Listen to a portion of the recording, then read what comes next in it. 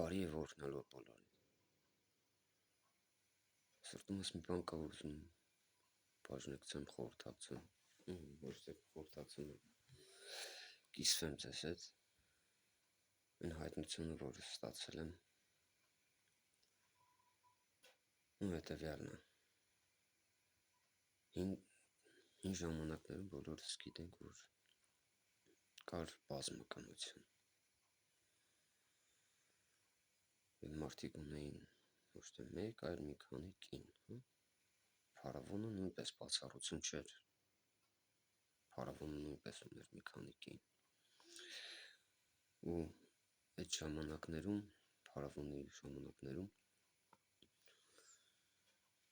մեծ պատիվ էր, երբ որ Փարավոնը իր կանանցից մեկին կանչում էր իր մոտ։ Այսինքն այդ կինը, որ ինքը կանչում էր, պատիվ էր իր համար, որ Փարավոնը կանչում է իրան։ Գիտեք, իմ հայտնությունը հետևյալն է։ Եթե պատիվ է,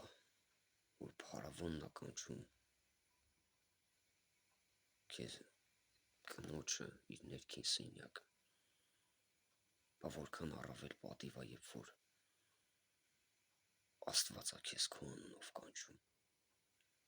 որքան առավել պատիվ է, երբ որ Տերը քեզ քո անունով կանչում է, և դու պատասխանում ես, որտև Սուրբ գրքում գրված է, ես ինձանից չի, որ ասում եմ, գրված է, ասում է, ես քեզ քո անունով եմ կանչել։ Իսկանոց ինչքան առավել պատիվ է, երբ որ Տերը քեզ քո անունով կանչում է։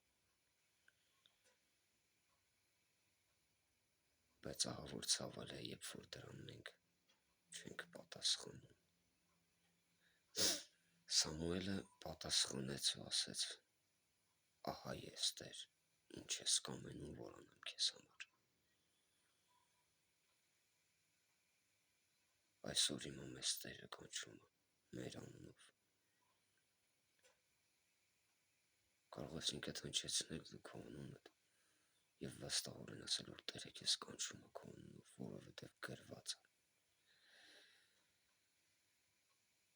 Գրված է, որ քեզ կանչում եմ քո անունով։ Պատասխան այսօր Տիրոջը։ Ասա ահա ես, և կտեսնես քո կյանքի փոփոխությունը։